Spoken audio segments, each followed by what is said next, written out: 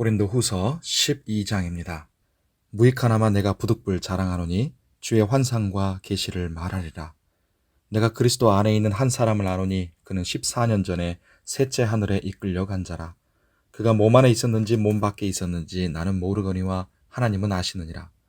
내가 이런 사람을 아노니 그가 몸 안에 있었는지 몸 밖에 있었는지 나는 모르거니와 하나님은 아시느니라. 그가 낙원으로 이끌려 가서 말로 표현할 수 없는 말을 들었으니 사람이 가히 이르지 못할 말이로다.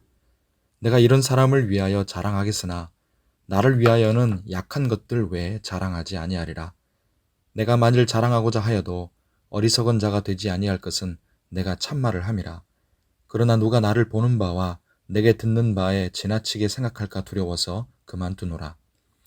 여러 계시를 받은 것이 지극히 크므로 너무 자만하지 않게 하시려고 내 육체에 가시 곧 사탄의 사자를 주셨으니 이는 나를 쳐서 너무 자만하지 않게 하려 하심이라. 이것이 내게서 떠나가게 하기 위하여 내가 3번 주께 간구하였더니 나에게 이르시기를 내 은혜가 네게 족하도다. 이는 내 능력이 약한 데서 온전하여짐이라 하신지라. 그러므로 도리어 크게 기뻐함으로 나의 여러 약한 것들에 대하여 자랑하리니 이는 그리스도의 능력이 내게 머물게 하려 함이라. 그러므로 내가 그리스도를 위하여 약한 것들과 능욕과 궁핍과 박해와 곤고를 기뻐하노니 이는 내가 약한 그때에 강함이라. 내가 어리석은 자가 되었으나 너희가 억지로 시킨 것이니 나는 너희에게 칭찬을 받아야 마땅하도다.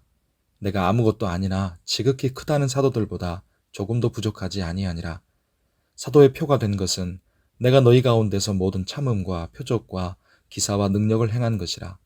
내 자신이 너희에게 폐를 끼치지 아니한 일밖에 다른 교회보다 부족하게 한 것이 무엇이 있느냐? 너희는 나의 이 공평하지 못한 것을 용서하라. 보라, 내가 이제 3번째 너희에게 가기를 준비하였으나 너희에게 폐를 끼치지 아니하리라. 내가 구하는 것은 너희의 재물이 아니요 오직 너희니라. 어린아이가 부모를 위하여 재물을 저축하는 것이 아니요 부모가 어린아이를 위하여 하느니라. 내가 너희 영혼을 위하여 크게 기뻐함으로 재물을 사용하고 또 내 자신까지도 내어주리니 너희를 더욱 사랑할수록 나는 사랑을 덜 받겠느냐. 하여간 어떤 이의 말이 내가 너희에게 짐을 지우지는 아니하였을지라도 교활한 자가 되어 너희를 속임수로 취하였다 하니 내가 너희에게 보낸 자 중에 누구로 너희의 이득을 취하더냐. 내가 디도를 권하고 함께한 형제를 보내었으니 디도가 너희의 이득을 취하더냐. 우리가 동일한 성령으로 행하지 아니하더냐. 동일한 보조로 하지 아니하더냐. 너희는 이때까지 우리가 자기 변명을 하는 줄로 생각하는구나. 우리는 그리스도 안에서 하나님 앞에 말하노라. 사랑하는 자들아, 이 모든 것은 너희의 덕을 세우기 위함이니라.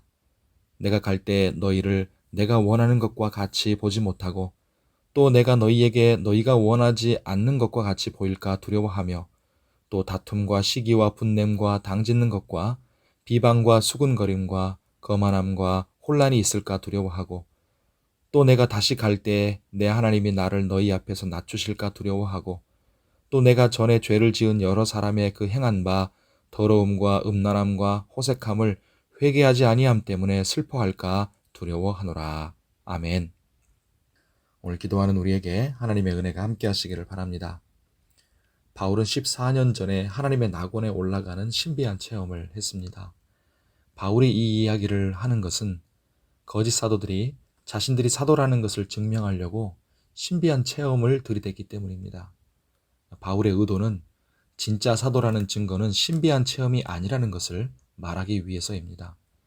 바울은 자신의 신비한 체험으로 이야기를 시작한 뒤에 자기 육체의 가시를 말합니다. 7절에 하나님이 바울에게 계시와 함께 주신 것이 가시입니다. 계시 때문에 교만하지 않도록 하나님이 가시도 주셨다는 것이죠. 그러니까 바울이 참 사도인 증거는 신비한 체험이 아니라 육체의 가시, 자신의 약함이라는 말입니다. 왜 나의 약함이 나의 참됨을 증명합니까? 9절 앞부분에 하나님의 말씀이 그 답입니다. 내 은혜가 네게 족하도다. 이는 내 능력이 약한 데서 온전하여짐이라. 아멘. 나의 약함은 하나님의 강함, 하나님의 능력을 드러내는 도구이기 때문입니다. 성도 여러분, 세상에서는 자신을 증명하기 위해서 끊임없이 자신의 강함과 뛰어남과 높음과 능력을 드러내고 자랑합니다. 우리도 그런 유혹을 받거나 욕심이 날 때가 있습니다. 하지만 하나님은 자신의 강함을 자랑하는 자에게 임하지도 않으시고 역사하지도 않으십니다. 오히려 하나님은 자신의 약함을 인정하는 사람에게 임하시고 그를 통해 역사하십니다.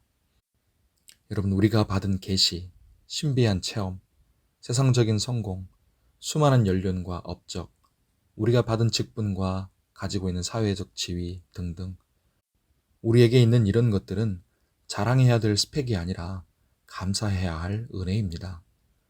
그러므로 10절 끝에 바울의 고백이 오늘 우리의 고백이 되기를 바랍니다. 내가 약한 그때의 강함이라. 아멘. 이렇게 바울처럼 자신의 약함을 자랑하고 하나님의 은혜와 능력만 붙드는 사람이 다른 사람들과 또 교회를 진심으로 생각할 줄 압니다.